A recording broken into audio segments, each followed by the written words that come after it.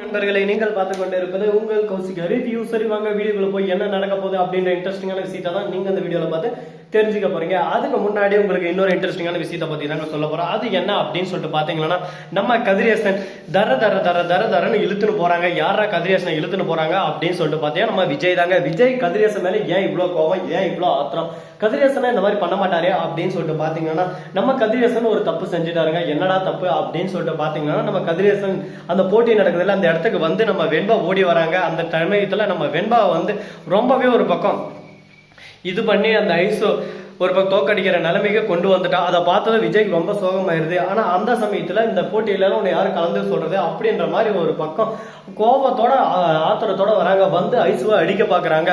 அது மட்டும் இல்லாம தீபிகா பேச வராங்க. அந்த சமயத்துல தீபிகாவும் அடிக்கிறதுக்கு கை வாங்கிறாரு. உடனே அந்த இடத்துல இருந்து நம்ம கதிரேசனை இதோ பாருங்க கதிரேசன் அப்படின்ற மாதிரி ஒரு பக்கம் நம்ம விஜய் அசாத தரன்னு ஓரமா கட்டி பிடிச்சி இழுத்துன்னு வந்துடுறாரு. ஏன் எதனால அப்படின்னு சொல்லிட்டு பாத்தீங்கன்னா, சின்ன குழந்தைங்களுக்குள்ள ஆயிரம் பெரியவங்க இதுக்குள்ள தோண்டாது தேவையில்லாத ஒரு பக்கம் சலசலப்பையும் ஒரு பக்கம் பிரச்சனையும் அவங்க மனசுல ஆழமா ஒரு காயத்தையும் உருவாக்கும். அந்த பிரச்சனையை நம்ம இது பண்ண கூடாது.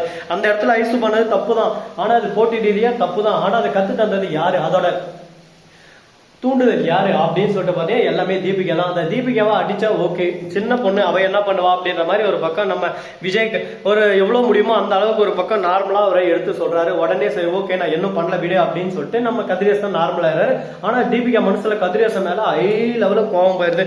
ஒரு போலீஸ் அதிகாரினா என்னவே நீ அடிக்க வரையா? டேய் தம்பி உனக்கு இருக்குடா மாப்பிள்ள, உனக்கு இருக்கு. உன்னை எந்த சமயத்துல எப்படி அடிக்கணுமோ அந்த சமயத்துல சும்மா வச்சு செய்ய போறான். அதுக்கப்புறம் வாழ்க்கையில ஒரு நாள் கூட நீ ஃபீல் பண்ணாத அளவுக்கு உன்னை தர்ம சங்கடம் பண்ண வைக்க போறேன் அப்படின்னு சொல்லிட்டு சவால் விடுறாங்க. டே சவாலுக்கே சவாலா, நான் யாருன்னு சொல்லிட்டு தெரியுமாடா மாப்பிள்ள உனக்கு பெஸ்ட் அப்படின்ற மாதிரி ஒரு பக்கம் நம்ம கதிரேசன் தீபிகா சொல்ல, இதோ பாரு தீபிகா, ஏதோ இந்த மல்லி இருக்கல்ல மல்லி, அவ எனக்கு ஃபர்ஸ்ட் பிடிக்காத ஆரம்பத்துல இருந்து. சரி ஓகே, என்னோட பேத்தியோட அம்மாவா ஆயிட்டா, இப்ப நல்லா தான் பாத்துரு. அதனால மல்லியை பத்தி எனக்கு அவ்வளோ கேர் இல்லை. சரி மல்லியை நீ பழி வாங்கிறான் அது பண்ற இது பண்றதுனால உனக்கு சேஞ்ச் அப்படின்னு சொல்லிட்டு தட்டி நிறந்தேன். ஆனா மத்தபடி உனக்காக நான் எந்த ஒரு யாரும் புடுங்க மாட்டேன். என்ன உன்னால என்ன பண்ண முடியும் சொல்லு? ஆப்ஸ்டால் நீ ஒரு போலீஸ் அதிகாரி ஓகே, அது ஒரு நல்ல இதுதான்.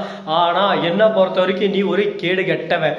உன்னோட பதவியை பயன்படுத்தி மக்களுக்கு உதவி செய்வேன்னு சொல்லிட்டு பாத்தீங்கன்னா உன்னோட சுயநலத்துக்காக நீ யார பழி வாங்கணுமோ அவங்கள பழி வாங்கிட்டு இருக்க.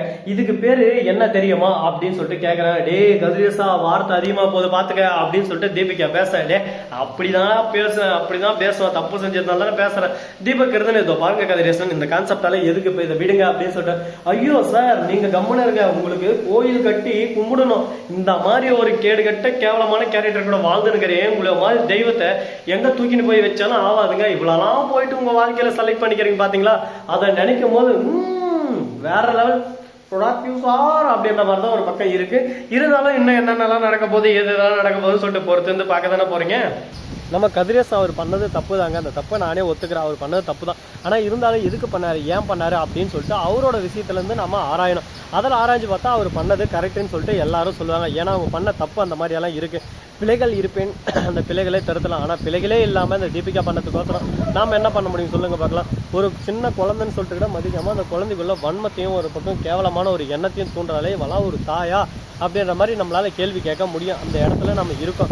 ஆனால் அது போல் நம்ம கேட்கலாமா கேட்கக்கூடாதா அப்படின்னு சொல்லிட்டு பார்த்தியா கண்டிப்பாக நடக்கிறதாங்க நடக்கும். அதனால ஒன்றும் பண்ண முடியாது.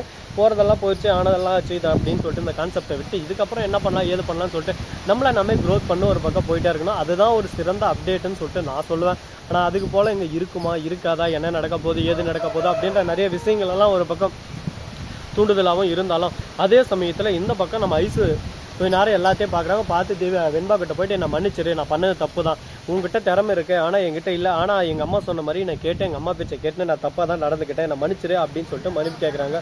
மாறா இந்த மன்னிப்பெல்லாம் கேட்குறியா அப்படின்னு சொல்லிட்டு கேட்க, நீ என் ஃப்ரெண்டு, நீ என்கிட்ட மன்னிப்பெல்லாம் கேட்க வேணாம், என் கூட சந்தோஷமா பழையபடி இருந்தால் போதும் அப்படின்னு சொல்லிட்டு ஐசு கிட்ட சொல்ல, ஐசு கட்டி பிடிச்சுன்னு நான் தான் உன்னை தப்பாக நினச்சிட்டேன், நான் மன்னிச்சிருன்னு மன்னிப்பு கேட்க ஆரம்பிக்கிறாங்க. இப்போ தான் இவங்களுக்குள்ள ஒரு அந்நியம் உண்டாகுது, இவங்களுக்குள்ள ஒரு பாசம் அன்பு கேர் எல்லாமே உருவாகுது. அதை பார்க்கும்போது நமக்கு சந்தோஷமா தான் இருக்குது. எப்படியோன்றப்பா இவ்வளோ நாள் இருந்தவங்க ஒன்று சேர்ந்துட்டாங்களா, அது வரையும் சந்தோஷம் அப்படின்ற மாதிரி தான் ஒரு பக்கம் மகிழ்ச்சியாக இருக்குது. இந்த மகிழ்ச்சி கண்டினியூவாக இருக்குமா இருக்காதா, அடுத்தடுத்து என்னென்ன பண்ண போகிறாங்க ஏது பண்ண போகிறாங்க அப்படின்ற நிறைய கேள்விகள் ஒரு பக்கம் நம்ம மனசுக்குள்ளே ஓடிக்கிட்டு தான் இருக்குது. அந்த கேள்விகளுக்கான பதில் கூடிய விரைவில் கூடிய சீக்கிரம் கண்டிப்பாக கிடைக்காம போகிறதுக்கு வாய்ப்பு இல்லை. ஆனால் அதுக்கு என்னென்னலாம் விளைவுகளெல்லாம் ஏற்படாது அப்படின்னு சொல்லிட்டு நம்மளால் சொல்ல முடியாது. அதுக்கான விளைவுகள் எல்லாத்தையும் நாம் ஒரு பக்கம் பார்த்து தான் ஆகணும். பார்ப்போம் இன்னும் என்னென்னலாம் சந்திக்க போகிறோம், என்னென்னலாம் பண்ண போகிறோம்னு சொல்லிட்டு. ஸோ நண்பர்களே, இந்த வீடியோ பிடிச்சிருந்தா லைக் பண்ணுங்கள், கமெண்ட் பண்ணுங்கள் அப்படின்னு சொல்லிட்டு சிம்பிளாக இந்த இடத்துல முடிச்சிட முடியாது. அதுக்கு முன்னாடி நம்ம ஐசு வெண்பா இவங்களோட நட்பு எந்த அளவுக்கு ஒரு பக்கம் ஸ்ட்ராங், இவங்க நட்பாக இருந்தால் ஓகேவா அப்படின்னு சொல்லிட்டு நீங்கள் என்ன நினைக்கிறீங்கிறத மறக்காமல் கமெண்ட் செக்ஷன் சொல்லிவிட்டு போங்க. உங்களோட ஒவ்வொரு கருத்தும் நம்மளுக்கு ரொம்ப இம்பார்ட்டன்ட்ங்க. ஏன்னா அந்த கருத்தை அடிப்படையில் தான் எல்லாமே ஒரு பக்கம் நம்ம மூவி பண்ணியிருக்கோம். சரி, போனதெல்லாம் போயிடுச்சு, ஆனதெல்லாம் ஆச்சு, இதோட விட்டுட்டு இதுக்கப்புறம் என்ன பண்ண போகிறோம் அப்படின்னு சொல்லிட்டு பார்த்தீங்கன்னா, கதிரேசன் இருக்கார்ல, அவர் வந்து மல்லிகிட்ட இதோ பார்மா மல்லி, யாருக்காகவும் எதுக்காகவும் எப்பவுமே என் பேத்தியை நீ விட்டு கொடுத்துடாத, என் பேத்தி ரொம்ப நல்லவ, அது மட்டும் இல்லாமல் அவளுக்கு ஒன்றும் தெரியாது, பச்சை குழந்தை அப்படின்னு சொல்லிட்டு சொல்லியிருக்கேன். நான் போய் விட்டு கொடுத்தனா அவள் என் உயிருங்க, என் உயிர் போனால் மட்டும்தான் நம்ம வெண்பா விட்டு போவோம், மற்றபடி வெண்பாவை எப்பவும் நான் விட்டுட்டு போக மாட்டேன், அது ஒன்று தாம்மா எனக்கு முக்கியம், பார்த்துக்கோ அப்படின்னு சொல்லிட்டு ரொம்ப சந்தோஷமாக அந்த இடத்துலேருந்து போயிடுறாங்க. இது ஒரு மகிழ்ச்சியான விஷயமா தான் இருக்குது. ஸோ நண்பர்களே, இந்த வீடியோ பிடிச்சிருந்தா லைக் பண்ணுங்கள், கமெண்ட் பண்ணுங்கள், ஷேர் பண்ணுங்கள், டிண்டிங் பெல்லை தட்டிக்கிட்டு போங்க. அப்போ தான் நான் போகிற அடுத்த வீடியோ உங்களுக்கு உடனே நோட்டிஃபிகேஷன்லாம் வந்து கொண்டே இருக்கும். மிக்க நன்றி, தேங்க்ஸ் ஃபார் வாட்சிங், டாடா செய்யும், நன்றி, வணக்கம், வந்து நம்பருக்கு தருங்க. ஏண்டி அழகு குட்டி.